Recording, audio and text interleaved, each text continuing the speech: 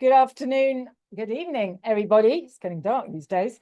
And really great to see people who've come through the rain and to see people coming on Zoom. People who are here, many of them still expected we would have Thomas David Barrett speaking on his new book, very interesting new book, Gendered Species. Unfortunately, we've had to postpone that talk. He is going to be coming to talk to us on November the 26th, actually. But he's currently trapped in Budapest because of certain health emergency, so he just couldn't make it. Instead of that, we are carrying on from where we left off last week, which was, we were speaking about the sex strike theory of human origins, and we came out with a structuralist breakdown of the structures of myth, magic, and folklore, of signaling on, ritual power on compared to ritual power off. So I'm just flashing that up on the screen here as a kind of introductory framework that Chris is going to be, actually he's going to say, no, it's all much simpler than this. And he's going to be telling us through the lens of this amazing ancient fairy tale, Sleeping Beauty, a true natural history of patriarchy. I'm going to say about this before it goes. Okay. I mean, we've got ritual power on, as Camilla said, and all the magical ritual power switched off. So on, off. The trouble is, if you list all these things, it looks a bit complicated. Yeah. I just want you to think in terms of. Can you come towards the Zoom microphone? Oh, sorry. Yeah. So I just want you to think much more simply. We're dealing with the moon and with a time when women's menstrual cycles were connected with each other using the moon as a clock. And those women who are not pregnant or breastfeeding, those who are going through cycles, every time they bled, the blood would signal, my body is sacred. And I'm moving away into another world of seclusion. So women would have gone into maybe a hut, maybe quite a big house, secluded from this world, as if in another world, as if maybe one of the stars in the night sky. So this, just to make it much simpler, this means you're in seclusion. These are just different aspects of being in seclusion, different ways of looking at the fact, experiencing in words the fact that you're out of this world, and here you're back in the world again. You come out from seclusion. You're kind of dead to the world, just a temporary death here. And there's all sorts of features that just go with that. And then as you come out, these different features. But that's what you can avoid thinking of these as separate things. They're just one thing looked at from different points of view. And all the world's myths, magical fairy tales are about this world, the other world, and the movement between the two. Life, death, moving between the two. Okay. We're ready to go. Right, I've taken that off. I'm stopping the share. You're ready to go. Wonderfully and marvelously, I have here a moon clock. And in the room is the artist who spent 4 years inventing, designing, eventually producing copies of this magical clock. Lex would speak about all this quite a bit better than I would, but she's shaking her head. I'll be really quick about this.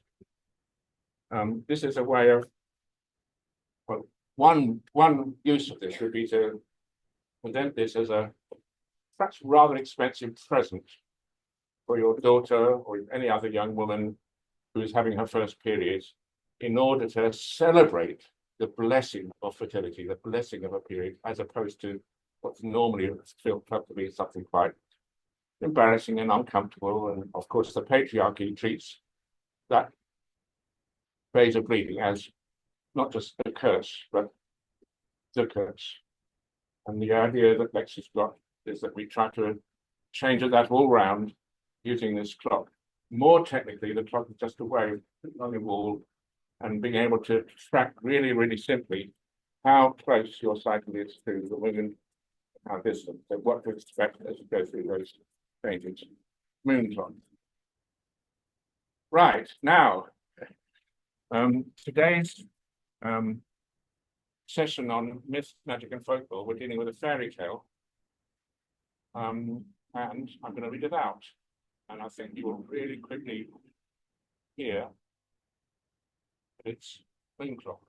The whole story is about clocks, sun versus moon.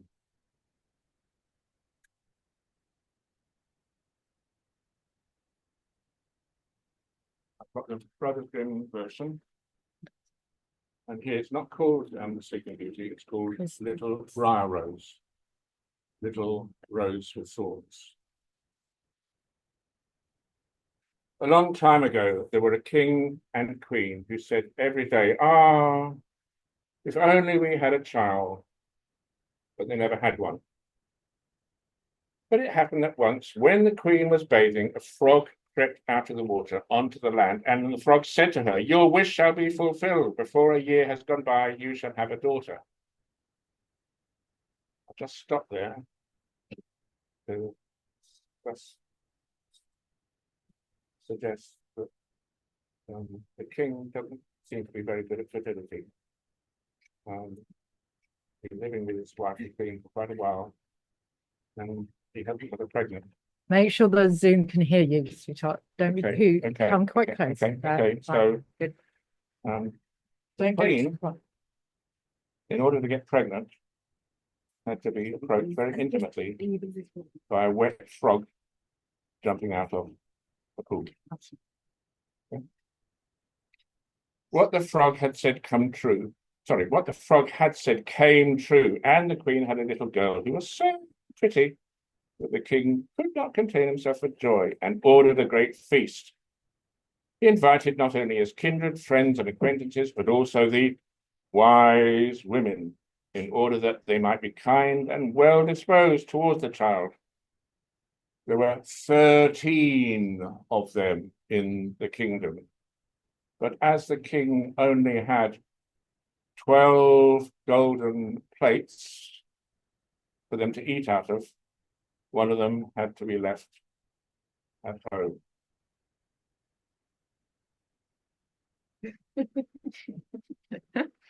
I hope you're all thinking, it looks like you're thinking very hard about it. It's great. The feast was held with all manner of splendor, and when it came to an end, the wise women bestowed their magic gifts upon the baby. One gave virtue, another beauty, a third riches, and so on, with everything in the world that one can wish for. When 11 of them had made their promises, suddenly the 13th came in. She wished to avenge herself for not having been invited, and without greeting or even looking at anyone, she cried with a loud voice, "The king's daughter shall in her 15th year prick herself with a spindle and fall down dead." And without saying a word more, she turned round and left the room. They were all shocked, but the 12th, whose good wish still remained unspoken, came forward, and as she could not undo the evil sentence, but only soften it, she said, "It shall not be death, but a deep sleep of 100 years, into which the princess shall fall." The king, who would fain keep his dear child from the misfortune, gave orders that every spindle in the whole kingdom should be burnt. Meanwhile, the gifts of the wise women were plenteously fulfilled on the young girl, for she was so beautiful, modest, good-natured, and wise, that everyone who saw her was bound to love her. It happened that on the very day when she was 15 years old, the king and queen were not at home, and the maiden was left in the palace, quite alone. So she went round into all sorts of places, looked into rooms and bedchambers, just as she liked, and at last she came to an old tower. She climbed up the narrow winding staircase and reached a little door. The rusty key was in the lock, and when she turned it, the door sprang open, and there in a little room sat an old woman with a spindle, spinning, spinning, spinning, busily spinning her flax. Good day, old mother, said the king's daughter. What are you doing there? I am spinning, said the old woman, and nodded her head. What sort of thing is that rattles round so merrily, said the girl. And she took the spindle, because she wanted to spin too. But scarcely had she touched the spindle when the magic decree was fulfilled, and she pricked her finger with it. And in the very moment when she felt the prick, she fell down upon the bed that stood there and lay in a deep sleep.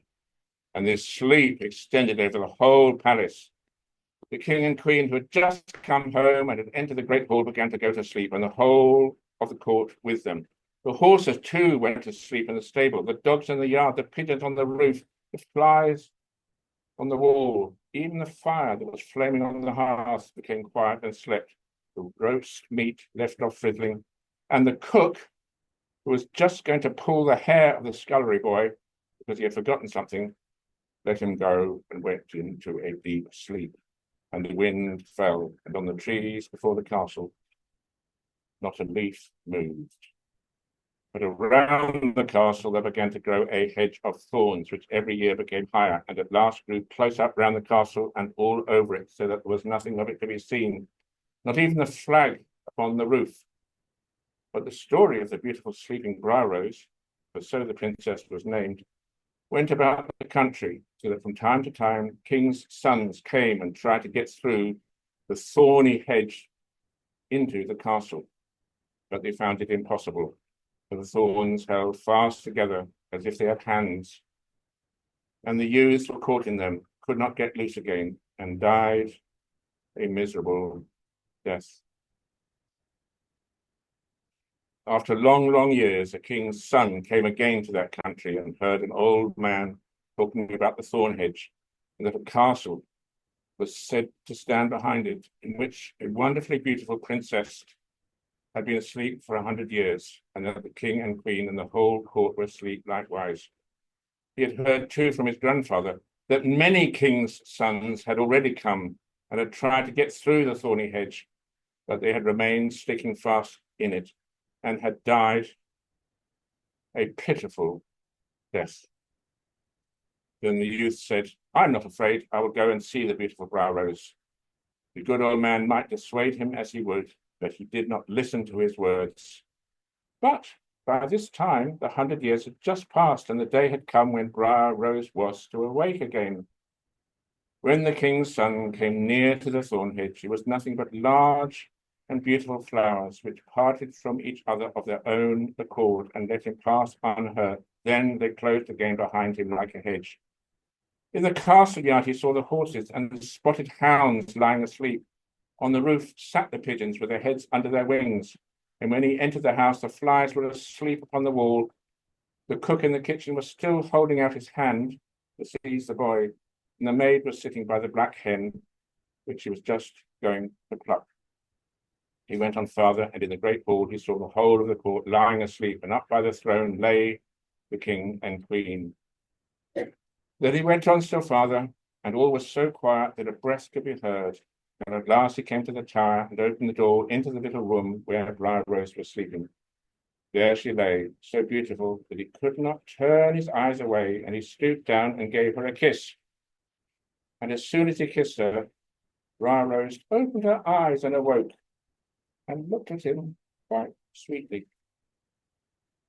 Then they went down together, and the king awoke, and the queen, and the whole court, and looked at each other in great astonishment. And the horses in the courtyard stood up and shook themselves. The hounds jumped up and wagged their tails. The pigeons upon the roof pulled out their heads from under their wings, looked around, and flew into the open country. The flies on the wall crept again. The fire in the kitchen burned up and flickered and cooked the meat. The joint began to turn and sizzle again. And the cook gave the boy such a box on the ear that he screamed. And the maid finished plucking the fowl. And then the marriage of the king's son with Briar Rose was celebrated with all splendor, and they all lived happily after. Right, I'm going to need a little bit of help from you.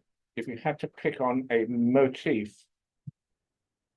in that story, supposing you, perhaps most of you have kind of heard the story at some time and maybe forgotten most of it. What would be the motif, the image that kind of is left? What remains after much of the details got forgotten? Somebody tell me, please. Yes, Laura. Exactly. As soon as he kissed her, she wakes up. Yeah. And when I was starting this study, I remember I came across a book on these kind of things, these stories. It was called Woman Hating. It was by Andrea Dworkin. And she worked out the meaning of the story. And the meaning, she said, is this. If you're a woman and you want to get ahead, what you've got to do is to lie on your back, totally still, stretch for 100 years, and wait for a young man to kiss you.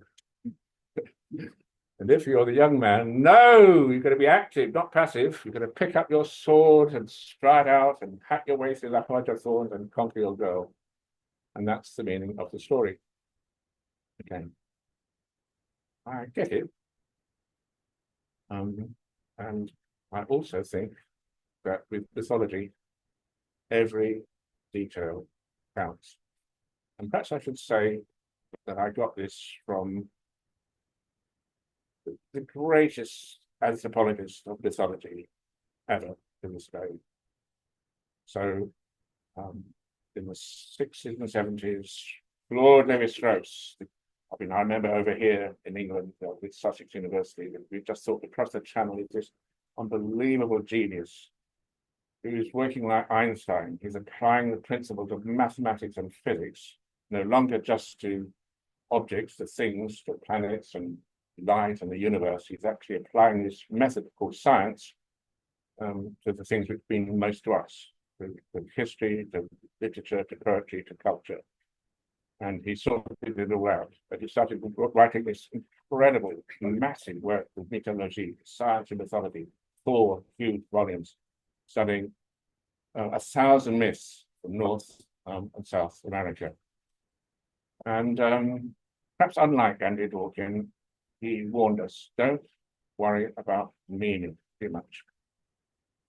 Because the meaning of a story is whatever it means to you. It can mean one thing, it can mean another. Meanings can vary. He said, what's critical is that every detail in the story is noticed. And let's look at the patterns. Let's see whether we can discern consistency in one version of a myth and the next and the next and the next.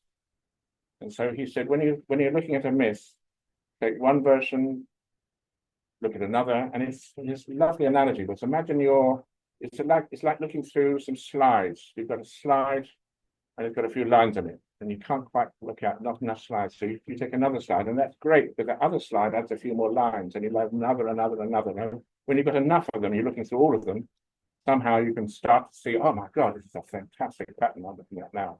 But that only comes clear when you have looked at enough versions. And he came to an absolutely astonishing conclusion. That all the world's myths are variations on one another. And at the end of the day, embracing the entire planet in a web of mythology right around planet Earth. And when he looks through them all, getting to deeper and deeper and deeper to the common pattern. That's how I put it. This is the chapter of the last volume of mythology. One myth over. All, I mean, we have to be careful. You have to say magical fairy tales. You can't just say any old story about something, some legend, something which happened in your local area, something you remember your grandmother said. We're talking about magic. If you're looking at magical, like fairy tales, magical myths is what he's interested in. Ultimately, they're one single myth uniting all humanity. I was perhaps a bit doubtful, perhaps a bit skeptical. I read and read. One of the things which completely, totally and utterly convinced me was that his starting myth was a myth called the bird nester. And that was a myth from the Bororo people in Brazil, northeast highlands of Brazil. And he ends up with a myth, the bird nester, up in northwest coast of America, near the Klamath River.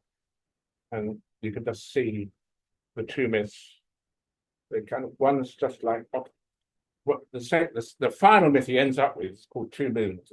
It's about the rivalry of a struggle between an old hag of the moon and a young pretty girl of the moon, and they fight. The fight is clearly that full moon wins over dark moon, then dark moon wins over full moon. We're talking about cyclicity. He couldn't have done that. He couldn't have shown this if he'd worried too much about what the myths mean to people. He's almost approaching it as a physicist would. Just never about what it means to you. Just think of the pattern, think of the structure. And you can only really discern the pattern or the structure if you let every detail speak. So I suppose I'm asking you whether the story that Andy Gorton comes up with explains 12 golden places. Okay. Spindle, the tower, the wise old witch, everyone falling asleep, the hedge of thorns. I mean, you can simply say, who cares about that? It's just patriarchal sexist ideology. And that's what Andy Dworkin, by the way, did advocate, like the flame torch, the blowtorch, just get rid of all these stories. We want progressive stories. I remember thinking, well, I know a really nice story which we could use instead of fairy tales. What about John and Mary go to the supermarket and they're very kind towards their mother because they do all the shopping, they carry their heavy bags and they come home and everyone does happily everybody. And I just thought, I was reading out the stories to my kids, including Livy here. Come on, little kids need death and life, suffering as well as joy. I mean, all the things, these stories, all human life is in those stories. And I remember thinking, just trying to get rid of them and have politically correct and platitudes, probably it would be a terrible, and I really mean it, a terrible loss. So now, let's look at the detail. Yes, well, Lara, Right. Okay, this work research pieces question, but the witch as an archetype for the other woman, I'm concentrating on the number 13, and right. that's 13th wise woman being exploited with a number of plagues. Yeah. So this is not just a coincidence. It's a very complex. Thank you so much. The contrast between 12 and 13 is not accidental, there's some genuine meaning. But what I wanted to do before we get there, Laura, you said that for you, the motif within the myth which stands out above all others is he leant over and kissed her and she woke up and they all lived happily ever after. Is there an alternative which someone can come up with? What's the alternative? Laura's saying Yeah. the reason that's so powerful is because it's the story that Disney's picked up anyway. So Yeah. it's the patriarchal story that they want us to kind of. Yes, exactly. Yeah, sorry. It's also the element that makes feminists very angry. Yeah. So I think it's very true. But the other thing is that the funny thing about these fairy tales is it's when they get together and live happily ever after, but it ends and it's boring. That's the end. And it's the fun bit further on. Does anybody have another idea about the moment that makes the story? I want to know an alternative element in the story, motif in the story, which some of you might defines the Sleeping Beauty. Defines this story, because actually they all end up living happily ever after. They all end up with the young man kissing his bride and blah, blah, blah. This story, please. Come on, please. Just which motif? Which is the bit you never forget. Which is the bit you never forget. I'm not going to give up. I'm going to keep asking. Yeah. Yes. Yeah. Sorry. I'm getting old. I'm a bit deaf. Sorry. Quick. Right. Somebody at the back row has suggested. It's only a suggestion that she pricked her finger. That's it. Okay. Now, what happens if you prick your finger? What happens to your finger? You bleed. It bleeds. Okay. Right now. Okay. We know what the kiss means. It means they all live happily ever after, and the whole story just collapses. That's the end of it. The magic ends at that point. The magic ends with marriage, actually. Now, okay, no, really it does, and it does with all the stories. I would emphasize. Now, what might that mean? What's signified by a young girl? She comes of age, about 15. In this story, it's her 15th birthday. She pricks her finger. What might it mean? These stories are about things which matter, about what it means to be human, universally. What might, she comes of age, she pricks her finger. What might that be a reference to? Yes. Don't fight over it. You're allowed to. Yeah, I know. You can say it that voice, but sure. Right. It's difficult to talk about menstruation, isn't it? I mean, it's a huge taboo. I mean, even I find it difficult. Well, I've got used to it, but it is difficult. It's a massive taboo. And even mythology kind of uses euphemisms. So instead of saying where the blood came from in sort of, anatomical detail, she pricked her finger and she bled. So we're suggesting that might be a reference to the girl's first menstruation. The girl's first menstruation. Yeah. Now, another thing Claude Lévi-Strauss taught us, and I've never forgotten this. These myths know what they're talking about. They're crystallized collective intelligence. Actually, they're science honed over the generations. And we can kind of test to ourselves whether that suggestion we've got that the prick finger refers to menstruation by asking a very simple question. We wouldn't expect the story to be about menstruation, she pricks her finger, and then wander off into all sorts of other completely disconnected things. We would expect, wouldn't we, if that's what that means, if that central part of the myth means she menstruates, we would expect the whole story to sort of confirm, yeah, that's what this myth is essentially about. Might use metaphors, it might use symbolic language, but that's what it's about. So shall we try it out? Let's just say, supposing it's about girls' first menstruation. What do we do about the early part of the myth? I mean, I did mention it, about the fact that the king seems to be not very good at getting his wife pregnant in a quick frog. Can you see that it's sort of about fertility coming from somewhere, but apparently not from a man, or certainly not from a king? Would you agree with me? Yes? Probably the king's timing is cataclysmically off. So that's brilliant. Thank you so much. So, okay, so now what about timing? We have a conflict, don't we, between 12 and 13, in the sense the king, with his perhaps rather poor timing, has got 12 golden plates. Now, the wise women that you have to invite to celebrate the birth of a girl, there are 13 of them. 12 versus 13. Can I just ask a very simple question? We're not quite told here what metal, if it is metal, the 13 plates are made of. But we know that the 12 golden plates are gold. What were the 13 plates? What metal might they be made of? Just comes to mind immediately, I think, by contrast. Silver. Thank you. Okay. And if they're silver plates, what have we got? 12 golden ones, 13 silver ones. What are we dealing with? What I mean, what do we have? 28 days in a month, months. That's right. If you think about it, if you say what 12 golden things do we have in a year? 12 months. But why would there be golden months in opposition to 13 silver months? Right. Okay. Now, 13 silver months, 13 moons. Right. What would be these? The king. Remember, he's a king. It's somebody has arrived. He's a king, displacing one of the wise women, in charge of all this stuff, not very good at fertility, and he's decreeing there must be 12 golden plates. And now we know that it's all about time. As you said, he gets his timing wrong.